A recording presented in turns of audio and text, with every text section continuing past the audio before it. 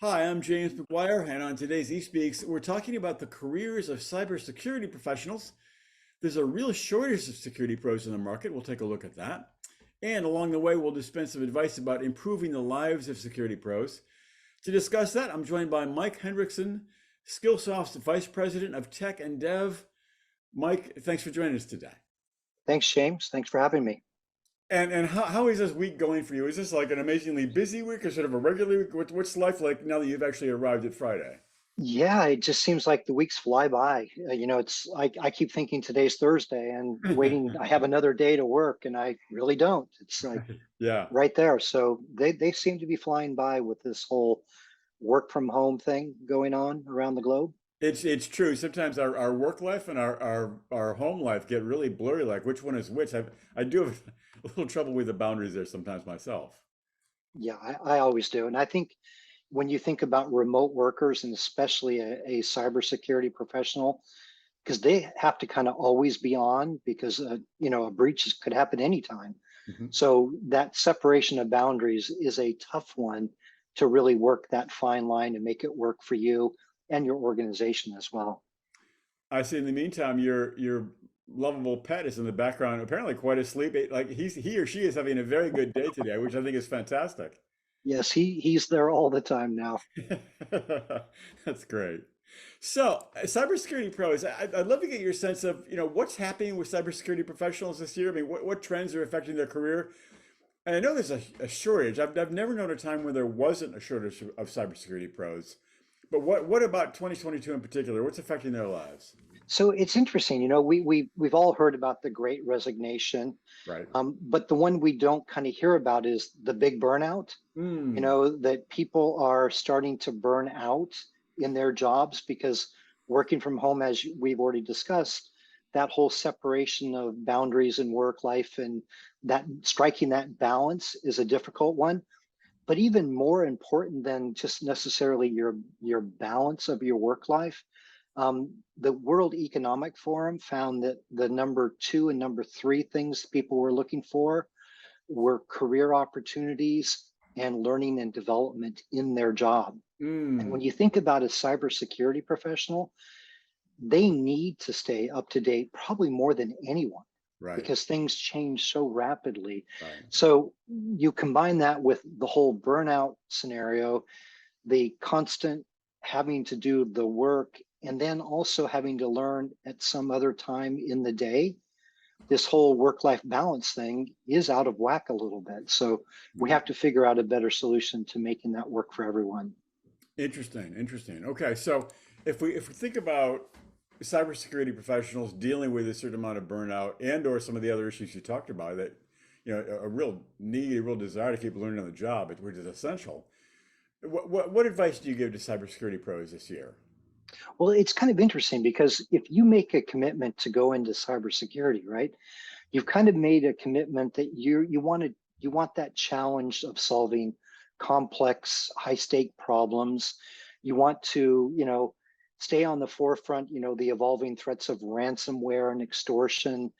API attacks are hugely on the increase right now. We saw a quarter 25% increase in API attacks. And Really? then the lateral movement, once an attack happens, how they spread laterally through an organization Hmm. is increasing as well, Hmm. up to 50% just in May of 2022 alone. Wow. So I think the idea here is that if you've made that commitment to go into cybersecurity, you're implicitly making a commitment to stay educated all the time, Right. continuously. Right. There isn't an on and off switch that someone can turn on and then turn off. You have to stay educated and keep learning all the way through your career. And that kind of goes in line with we have a new product out, a career journey, but I'm not going to talk about that right now. But it's something that when you think about someone's learning over a career arc is really important, and that there is a plan for those people to go through all the way through in their career. I guess you must be right about that in terms of the need for constant learning among the cybersecurity pros, because obviously there are new threats all the time, new versions of malware, new takes on ransomware. And so I guess that has to be right. It does put a lot of pressure on cybersecurity pros to keep learning and learning and learning. And, I mean, not all professions are like that. I'm sure lawyers continue to learn, for example. But I mean, you could be a good lawyer, 10 years in. I don't know if you need to learn every single day, but I think cybersecurity pros really do need to learn constantly. And one thing that's also, I think, adding to that is the very nature of cybersecurity being involved in everything in the organization. So, Mhm. we've seen everyone in the world wants to move to the cloud, Right. but they want to do it securely, and they want to make sure when they're there, their assets are secured. Everyone in the world wants to ingest data and use data to make better decisions, Mhm. but they also want to make sure that that data is protected, doesn't get in the wrong hands, all of those sort of things. They Hmm. also want to try new infrastructure. They want virtualization, they want remote working, so the infrastructure is under a stress test as well. Hmm. So cyber security professionals today really are moving towards what I would call a versatilist, Oh, where they are broad and deep. It yeah. used to be you could be broad in a subject and kind of be at the surface level Hmm. and understand things and do your security on top of it.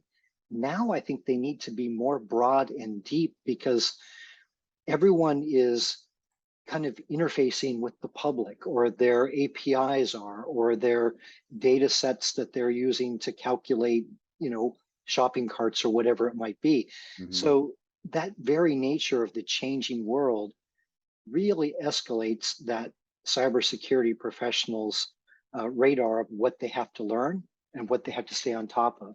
And I Hmm. really like this notion. It came from Gartner, the idea of a versatilist, Hmm. that you can understand more than just one domain. You can be deep in many domains, and I think that really is the prototypical security professional of the future.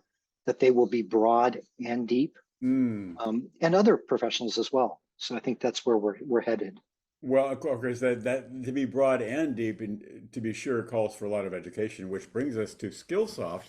First of all, let's talk about the Skillsoft advantage. But what is Skillsoft? First, tell us what it is, and then let's talk about what it does.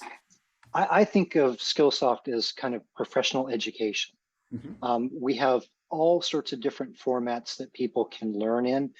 It's not one size fits all in the education world. So at the professional level, when someone wants to learn, they may be accustomed to an instructor teaching them. So we have instructor led training. Hmm. Someone else might be accustomed to squirreling up on their laptop in a corner and just going through some online content. Others, like myself, need to get their fingers in it and practice with it. So Hmm. there's practice as well. Others might just want to curl up with a book and really go deep in a really nice, deep book. And Hmm. then some of those people also want to combine all of those, where you have this sort of blended learning Hmm. and you can really immerse yourself in what you're trying to learn. And that is kind of the genesis of our career journey. So we have this notion that people learn in different ways. Everyone is different, and we shouldn't have one size fits all. So you should be able to immerse yourself in what type of learning you want to use. Hmm. So that's Skillsoft in a nutshell. We have all of that available. We have a tech and dev, which is technology and developer content. Hmm. We have a leadership and business portfolio as well, Hmm. because I actually think for especially security people that having a lot of people think leadership in business is kind of a soft skill. How to communicate is a Right. soft skill. Right.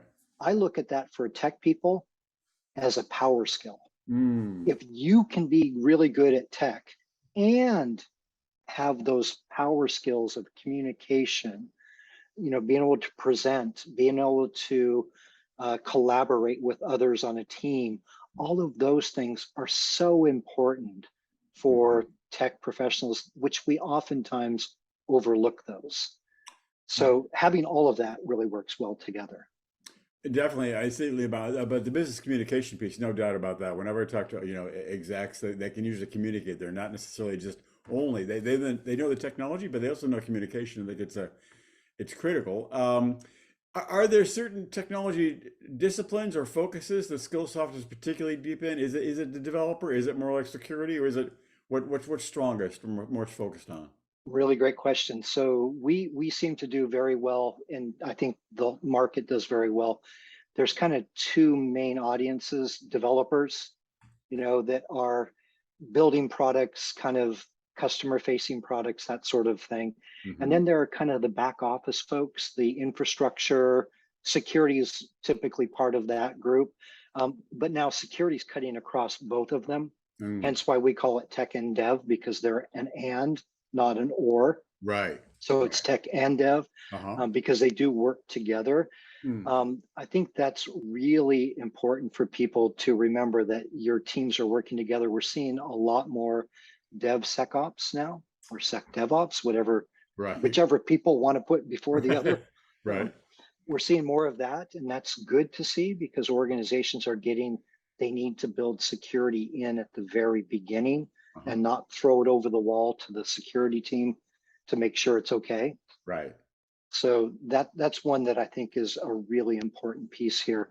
Um, the other thing is that I think we're seeing a lot more of is there's this notion of when someone is in a security role in their organization and they get to be really good, they go down I always call it a left turn to management, Right. and they become a security manager, or they manage a security team.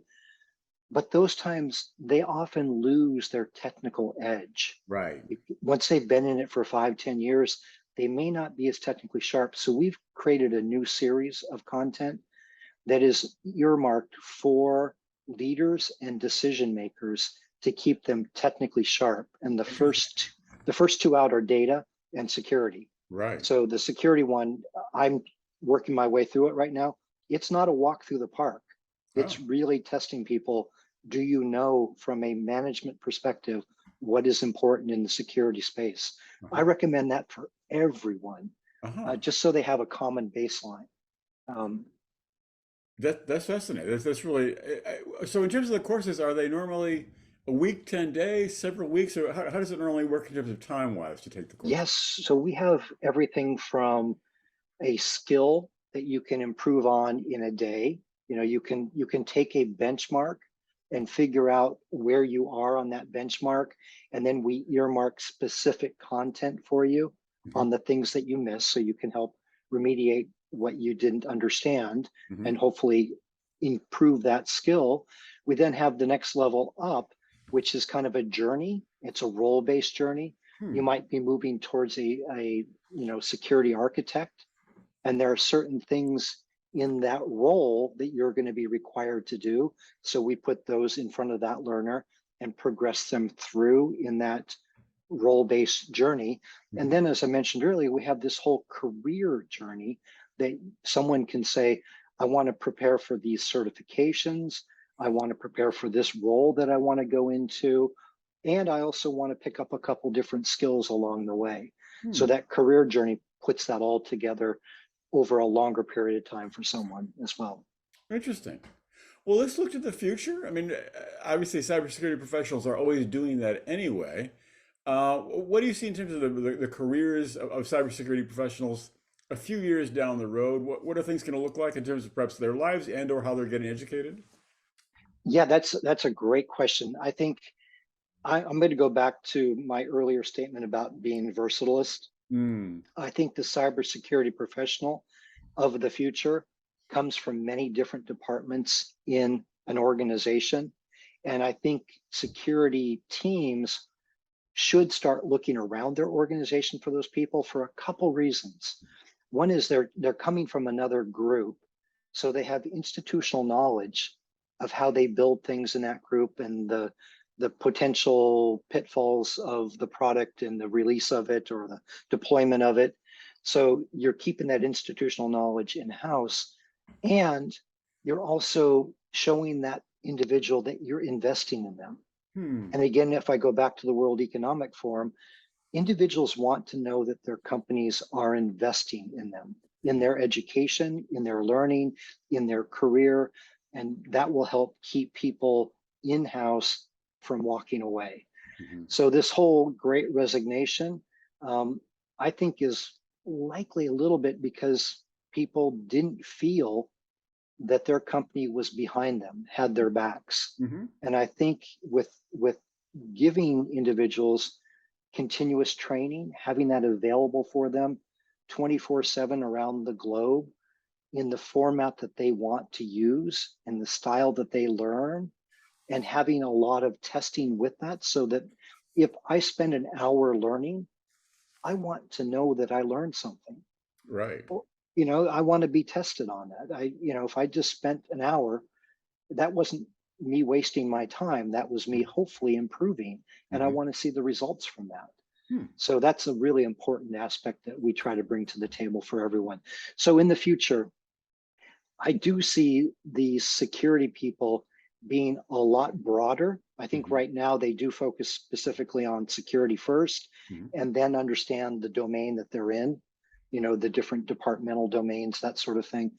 I think in the future they will have that knowledge built in if they bring other people into the security org from around their company. Hmm. I think that's a Fascinating. great way. Yeah. Yeah, yeah. Mike, I think you said it. I mean, it's obviously it's a very important sector, and it's very important that cybersecurity professionals keep getting educated. That's a matter of critical importance. Thank you so much for sharing your insight today.